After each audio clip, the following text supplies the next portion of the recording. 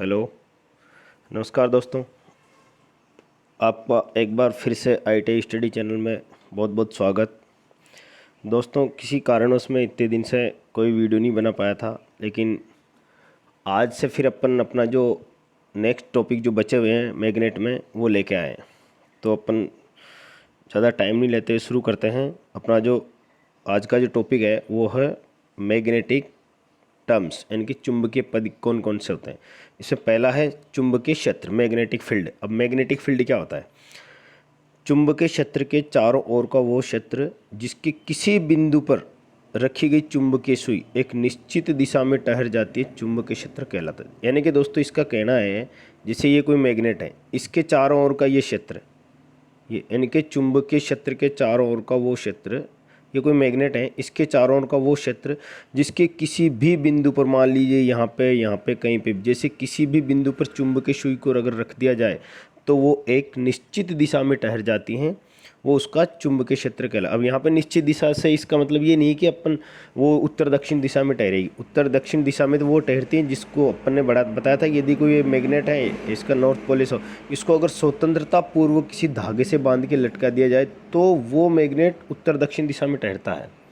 यहाँ पे है कि चुंबकीय क्षेत्र किसे कहते हैं, यानी कि ये मैग्नेट है, इसके चारों ओर का वो क्षेत्र जिसके किसी भी बिंदु पर अगर चुंबकीय सुई को रख दिया जाए तो एक निश्चित दिशा में ठहर जाती है, वो उसका चुंबकीय क्षेत्र कहलाता है। नेक्स्ट देखें, चुंबकीय क्षेत्र को काल्पनिक बल रेखाओं का माना जाता है। यानी कि अपन कल्पना कर सकते हैं, ये जो चुंबकीय बल रेखाएं जो होती हैं अपन को नज़र नहीं आती हैं, बस एक कल्पना करते हैं।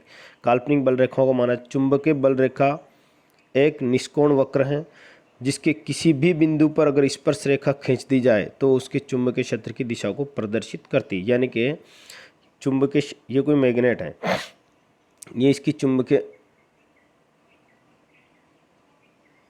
ये बल रेखा, इसके किसी भी बिंदु पर अगर स्पर्श रेखा खींच दी जाए इस तरह से तो वो उसकी चुंबकीय क्षेत्र की दिशा को प्रदर्शित करती हैं। अब नेक्स्ट है अपने चुंबकीय बल रेखाओं के गुण, यानी कि चुंबकीय बल रेखाओं में क्या क्या प्रॉपर्टीज़ पाई जाती हैं। देखिए, पहला गुण देखिए इसमें, ये चुंबक के बाहर उत्तरी ध्रुव से दक्षिण ध्रुव की ओर और चुंबक के अंदर दक्षिण से उत्तर की ओर प्रवेश करती हैं। देखिए, अपने पास ये मैग्नेट है, ये इसका नॉर्थ पोल है और ये इसका साउथ पोल है, ठीक है। अब इसका कहना है कि चुंबक के बाहर ये इस तरह से चलती हैं दोस्तों, इस तरह से, ऐसे नॉर्थ से साउथ, यानी कि नॉर्थ में इनके उत्तरी ध्रुव और ये दक्षिण ध्रुव। चुंबक के बाहर तो ये नॉर्थ से साउथ की ओर चलती इस तरह से, और चुंबक के अंदर देखिए, मैं आपको डायग्राम से दिखाता हूँ। देखो, ये चुंबकीय बल रेखाएं दिखा रखी इसने, तो यहाँ पे क्या है कि ये नॉर्थ पोल है और इसका साउथ पोल है। तो चुंबक के बाहर चुंबकीय बल रेखाएं देखो नॉर्थ से साउथ की ओर, यानी कि ये उसका उत्तरी ध्रुव है और ये इसका दक्षिण ध्रुव है। चुंबक के बाहर तो उत्तरी ध्रुव से दक्षिण ध्रुव की ओर प्रवेश करती हैं, और चुंबक के अंदर ये बल रेखा वापस इधर से यूँ जाके यूँ आएगी ऐसे। तो चुंबक के अंदर की अगर बात करें तो ये दक्षिण ध्रुव से उत्तरी ध्रुव की ओर प्रवेश करती है, यानी कि बाहर तो नॉर्थ से साउथ की ओर और चुंबक के अंदर साउथ से नॉर्थ की ओर प्रवेश करती है। इस पॉइंट को ध्यान रखना अपन को। क्वेश्चन डायरेक्ट आता है कि चुंबकीय बल रेखा चुंबक के बाहर कौन सी दिशा में प्रवेश करती हैं, तो चुंबक के बाहर तो नॉर्थ से साउथ की ओर होती हैं इस तरह से, और चुंबक के अंदर जो होता है वो साउथ से नॉर्थ की ओर होती है, ठीक है। नेक्स्ट देखते हैं अपन, दो चुंबकीय बल रेखाएं आपस में एक दूसरे को कभी भी नहीं काटती हैं। देखिए, दो चुंबकीय बल रेखाएं आपस में एक दूसरे को कभी भी नहीं काटती। जैसे ये जो डायग्राम दिख रहा है, इसके अंदर कोई भी चुंबकीय बल रेखाएं ये जो है ये आपस में अपन को काटती हुई नज़र नहीं आ रही है। ये अब ये काटती क्यों नहीं है, इसका जो कारण है, इसका ये कारण है कि चुंबकीय जो बल रेखाएं होती हैं इनकी दिशा निश्चित होती है, एक ही दिशा होती है। अगर ये चुंबकीय बल रेखा इस तरह से यदि एक दूसरे को काट दे, जैसे ये यहाँ जा रही है, ये इधर काट दे, तो ये जो कटान जो बिंदु है यहाँ से फिर ये चुंबकीय बल रेखा की दो दिशाएं हो जाती हैं इस तरह से। तो चुंबकीय बल रेखा की दो दिशा से बचने के लिए एक दूसरे को नहीं काटती। देखिए, यहाँ पे जो दिखाया गया है इसमें, यानी कि किसी चुंबकीय बल रेखा पर अगर कोई स्पर्श रेखा खींच दें या फिर वो दोनों एक दूसरे को काट दे, वो एक ही बात है। तो चुंबकीय क्षेत्र की दिशा को व्यक्त करती हैं। दो चुंबकीय बल रेखाएं एक दूसरे को कभी नहीं काटती हैं, क्योंकि अगर ये एक दूसरे को काटती हैं तो जो कटान बिंदु होता है वहाँ पे चुंबकीय क्षेत्र की दो दिशाएं प्राप्त होती है, जो कि असंभव है। बात समझ में आ रही है? यानी कि चुंबकीय बल रेखाएं एक दूसरे को नहीं काटती। यदि ये एक दूसरे को काट देती हैं इस प्रकार, तो ये जो इनका कटान बिंदु, यहाँ से चुंबकीय क्षेत्र की दो दिशाएं प्रदर्शित होती हैं, जो कि असंभव है। यानी कि चुंबक के अंदर केवल एक ही दिशा रिप्रेजेंट करता है। ठीक है दोस्तों, नेक्स्ट देखते हैं अपन। नेक्स्ट है इसका जो टर्म्स हैं वो है चुंबकीय पुंज, यानी कि मैग्नेटिक फ्लक्स। अब चुंबकीय फ्लक्स क्या होता है? चुंबकीय क्षेत्र में किसी बल रेखा के लंबवत तल में, चुंबकीय क्षेत्र है उसमें किसी बल रेखा के लंबवत तल में से गुजरने वाली बल रेखाओं की, चुंबकीय क्षेत्र में किसी बल रेखा के लंबवत तल में से कितनी बल रेखाएं गुजर रही हैं, उन बल रेखाओं की जो संख्या होती है चुंबकीय फ्लक्स कहलाती है। और उसको फाई से प्रदर्शित किया जाता है, इनके फाई। इसका जो मात्रक होता है वो वेबर होता है, वेबर। इसका एक मात्रक और होता है, उसको बोलते हैं मैक्सवेल। जबकि एक मैक्सवेल बराबर होता है, एक वेबर बराबर होता है 10⁸ मैक्सवेल। ठीक है। दूसरा है चुंबकीय पुंज घनत्व, यानी कि मैग्नेटिक फ्लक्स डेंसिटी, चुंबकीय पुंज घनत्व। यहाँ पर तो ये देखो चुंबकीय फ्लक्स की परिभाषा है कि चुंबकीय क्षेत्र में किसी रेखा के लंबवत तल में से कितनी बल रेखाएं गुजर रही हैं। यहाँ पर है परिभाषा वही है, किसी चुंबकीय क्षेत्र में किसी बल रेखा के लंबवत तल में, लंबवत तो है यहाँ तक, तो लंबवत इकाई क्षेत्रफल में से कितनी बल रेखाएं गुजर रही हैं, वो उसका चुंबकीय फ्लक्स घनत्व कहलाता है।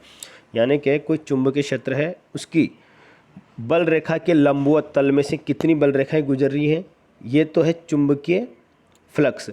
और बल रेखा के लंबवत इकाई क्षेत्रफल में से कितनी बल रेखाएं गुजर रही हैं, ये इसका चुंबकीय फ्लक्स घनत्व होता है। इसका जो मात्रक, इसको अपन बी से प्रदर्शित करते हैं, इस फॉर्मूले से भी अपन देख सकते हैं। यानी कि इकाई क्षेत्रफल में से, यानी कि इसका मान अगर ए का मान अपन 1 रख दें तो ये हो जाता है बी बराबर 5। तो इकाई क्षेत्रफल में से कितनी बल रेखाएं गुजर रही हैं, उसको अपन चुंबकीय फ्लक्स घनत्व कहते हैं। तो यहाँ पर देखिए, ये जो बी जो है मैग्नेटिक फ्लक्स डेंसिटी है, और जो फाई है वो चुंबकीय फ्लक्स है, और ए है लंबवत क्षेत्र है। इसका मात्रक ध्यान रखना दोस्तों दोनों का, यह है वेबर प्रति मीटर स्क्वायर, और इसका मात्रक होता है वेबर। नेक्स्ट देखिए चुंबकशीलता। अब चुंबकशीलता क्या होती है? देखो, ये जो हवा निर्वात वगैरह, इसको छोड़ो आप, ये देखिए इसकी जो यहाँ देखिए चुंबकशीलता क्या होती है, इस फॉर्मूले से देखो। इस फॉर्मूले से अपन चुंबकीयशीलता की परिभाषा बना सकते हैं कि ये जो बी है ये क्या है, चुंबकीय फ्लक्स घनत्व, और ये क्या है, ये चुंबकन बल है। ठीक है ना। तो चुंबकशीलता की परिभाषा बना सकते हैं अपन की चुंबकीय क्षेत्र की तीव्रता और चुंबकन बल का जो रेशो होता है उसको चुंबकशीलता कहते हैं। चुंबकीय पदार्थ की तीव्रता और चुंबकन बल का जो रेशो होता है वो चुंबकशीलता कहलाता है। अब चुंबकशीलता के आधार पर पदार्थ को अपन 3 भागों में बांट सकते हैं। एक तो होता है फेरोमैग्नेटिक, जिसको अपन लोह चुंबकीय बोलते हैं। एक होता है अनुचुंबकीय, जिसको पैरामैग्नेटिक्स बोलते हैं। और एक होता है प्रतिचुंबकीय, जिसको डायामैग्नेटिक्स अपन बोलते हैं। तो देखिए फेरोमैग्नेटिक क्या होता है, किसी प्रबल चुंबकीय क्षेत्र में रखे जाने पर जो पदार्थ चुंबक बन जाता है, यानी कि वो पदार्थ जिसको किसी भी प्रबल चुंबकीय क्षेत्र में अगर रखें और वो पदार्थ बन जाता है तो उसको फेरोमैग्नेटिक यानी कि लोह चुंबकीय पदार्थ कहते हैं। और इसकी जो चुंबकशीलता जो होती है वो इकाई से अधिक यानी कि 1 से अधिक होती है, यानी कि इसका मान जो होता है वो 1000 तक होता है। ऐसे पदार्थ जो लोहा है, फौलाद है, निकिल है, कोबाल्ट है। यहाँ फौलाद का मतलब होता है स्टील। देखिए दूसरा पॉइंट है पैरामैग्नेटिक यानी कि अनुचुंबकीय, किसी प्रबल चुंबकीय क्षेत्र में रखे जाने पर जो पदार्थ चुंबक नहीं बनते हैं। देखिए अनुचुंबकीय नाम से स्पष्ट है, यानी कि वो पदार्थ जिसको किसी चुंबकीय क्षेत्र में रख दें वो चुंबक तो नहीं बनता है, लेकिन उनसे गुजरने वाली चुंबकीय फ्लक्स का मान बढ़ जाता है, तो वो अनुचुंबकीय पदार्थ या पैरामैग्नेटिक पदार्थ कहलाते हैं और इनकी जो चुंबकशीलता होती है वो इकाई से अधिक होती है। ऐसे पदार्थ जो तांबा है, एल्यूमिनियम है, सोना है, चांदी है आदि होते हैं। नेक्स्ट है डायामैग्नेटिस, इनके प्रतिचुंबकीय। किसी प्रबल चुंबकीय क्षेत्र में रखे जाने पर जिन पदार्थों में कोई चुंबकत्व पैदा नहीं होता, इनके वो पदार्थ जिसको किसी प्रबल चुंबकीय क्षेत्र में अगर रख दें उसके बावजूद भी इसमें कोई चुंबकत्व पैदा नहीं होता और चुंबकीय क्षेत्र की तीव्रता और घट जाती है, तो वे जो पदार्थ होते हैं उनको प्रतिचुंबकीय या डायामैग्नेटिक पदार्थ कहते हैं। जैसे बिस्मिथ है, एंटीमनी है, और इनकी जो चुंबकशीलता होती है वो इकाई से कम होती है। नेक्स्ट है अपना मैग्नेटिक इंडक्शन, यानी कि चुंबकीय प्रेरण क्या होता है। देखिए, जब किसी लोहे की छड़ के पास किसी चुंबक को लाते हैं या फिर चुंबक के पास लोहे की छड़ को ले जाते हैं तो उसमें चुंबकत्व पैदा हो जाता है। यानी कि जैसे ये कोई मैग्नेट है, ये इसका नॉर्थ पोल है, इसका साउथ पोल है, यहाँ ये लोहे की छड़ है। अब या तो इस लोहे की छड़ को इसके पास ले जाओ या फिर इसको लोहे की छड़ के पास लाओ, तो इसके कारण, इस चुंबक के कारण इसके भी, इस लोहे की छड़ के अंदर भी कोई मैग्नेटिज्म के गुण आ जाते हैं, यानी कि ये भी धीरे धीरे चुंबक बनने लग जाती हैं। इस प्रक्रिया को चुंबकीय प्रेरण कहते हैं। अब इस प्रक्रिया में मैग्नेटिक इंडक्शन के अंदर जरूरी नहीं कि अपन यहाँ मैग्नेट को इस लोहे की छड़ से रगड़ें या फिर लोहे की छड़ को मैग्नेट से रगड़ा जाए, ये कंपलसरी नहीं है इसके अंदर। देखिए, इसमें दिखा रखा है किसी लोहे की छड़ को चुंबक के पास लाए या चुंबक को लोहे की छड़ के पास ले जाते हैं, चुंबक तो पैदा हो जाते हैं। ये प्रक्रिया इंडक्शन कहलाती है। वास्तव में प्रत्येक लोहे की छड़ या वस्तु में पहले विपरीत, इसमें होता क्या है, देखिए यहाँ पे जैसे ये कोई मैग्नेट है, इसका नॉर्थ पोल है, ये इसका साउथ पोल है और ये अपने पास लोहे की छड़ है। अब मैंने इसको, इन दोनों को एक दूसरे के पास मिलाया, तो ये जो मैग्नेट है ये क्या करेगा, यहाँ पे विपरीत ध्रुव पैदा करेगा। यानी कि अगर यहाँ पे ये साउथ है ना, तो यहाँ पे ये नॉर्थ को पैदा करेगा, नॉर्थ को पैदा करेगा, यानी कि ये इसको नॉर्थ को पैदा करेगा, क्या करेगा, इसको अट्रैक्शन करेगा। अट्रैक्शन होगा तो ये भी चुंबक की तरह कार्य करने लग जाती है। नेक्स्ट देखिए, चुंबकीय क्षेत्र की तीव्रता, इंटेंसिटी ऑफ मैग्नेटिक फील्ड। चुंबकीय क्षेत्र के किसी बिंदु पर रखे इकाई ध्रुव पर लगने वाला बल चूस चुंबकीय, देखिए चुंबकीय क्षेत्र की तीव्रता क्या होती है, इकाई क्षेत्र पर जो बल लगता है उसको चुंबकीय क्षेत्र की तीव्रता कहते हैं। इसको अपन H बराबर लिख सकते हैं अपन Fm/L। L का मतलब है यहाँ पे कोई, जैसे ये चुंबकीय क्षेत्र है, इकाई क्षेत्रफल, यानी कि इसकी जो ध्रुव है उसकी जो लेंथ है वो अपन इकाई मान लें, तो यहाँ पर H इक्वस टू क्या हो जाता है, F हो जाता है, Fm, यानी कि मैग्नेटिक फोर्स। चुंबकीय क्षेत्र की तीव्रता, किसी चुंबकीय क्षेत्र में किसी बिंदु पर रखे इकाई ध्रुव पर जो लगने वाला बल होता है उसको चुंबकीय क्षेत्र की तीव्रता कहते हैं। इसका मात्रक H होता है और इसका प्रतीक H होता है और इसका मात्रक वेबर प्रति मीटर होता है। देखिए यहाँ पे इकाई ध्रुव से क्या मतलब है, यानी कि दोस्तों ये कोई निर्वात है। अब निर्वात के अंदर कोई दो ध्रुव रखे हैं और उनके बीच की जो डिस्टेंस है वो 1 मीटर है। तो निर्वात के अंदर रखे ऐसे दो ध्रुव जिनकी डिस्टेंस 1 मीटर है, उसके ऊपर यदि कोई बल लगता है तो लगने वाला बल 1 न्यूटन हो तो वो इकाई ध्रुव कहलाते हैं। अब चुंबकीय क्षेत्र की जो तीव्रता है उसको चुंबकीय क्षेत्र की शक्ति भी कहा जाता है। इसको चुंबकीय क्षेत्र में चुंबकन बल भी कहते हैं। चुंबकन तीव्रता, चुंबकन तीव्रता क्या, किसी चुंबकीय पदार्थ में चुंबकन बल के प्रभाव के अंतर्गत विकसित प्रति इकाई क्षेत्रफल ध्रुव सामर्थ्य उसकी चुंबकन तीव्रता कहलाती हैं और इसका जो प्रतीक होता है वो I होता है। देखिए चुंबकीय वाहक बल, ये इंपॉर्टेंट है। देखिए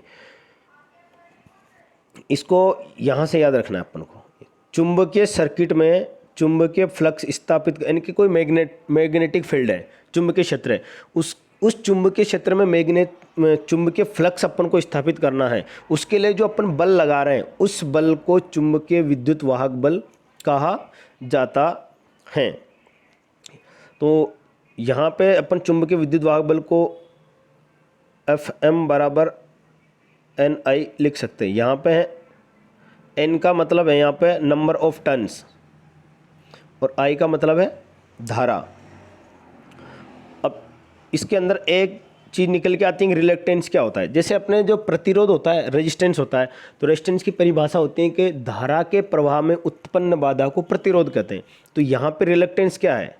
रिलेक्टेंस यह है कि चुंबकीय फ्लक्स के मान में उत्पन्न बाधा को रिलेक्टेंस, यानी कि चुंबकीय फ्लक्स जिसको अपन फाई कहते हैं, इस फाई के मान में उत्पन्न बाधा को रिलेक्टेंस कहते हैं। तो दोस्तों अपन जो फॉर्मूला लिखते हैं ओम के नियम के अकॉर्डिंग, R बराबर होता है V/I। तो यहाँ पर रिलेक्टेंस में क्या हो जाएगा? R बराबर V की जगह क्या, चुंबकीय विद्युत वाहक बल, यानी कि मैग्नेटिक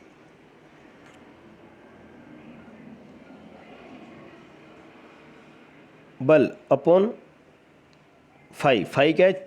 देखो यहाँ पे धारा के प्रवाह में उत्पन्न बाधा और यहाँ पे चुंबकीय फ्लक्स के मान में उत्पन्न बाधा को प्रतिरोध करते हैं। तो इसका फॉर्मूला अगर अपन देखें तो यहाँ पे इसको देखिए, इसको MMF से दर्शाया गया। MMF का मतलब होता है मैग्नेटोमोटिव फोर्स, यानी कि तो R बराबर V/I होता है। तो ये वोल्टेज हो गया और ये इसका फाई हो गया। तो इसको अपन M और F से दर्शाया गया।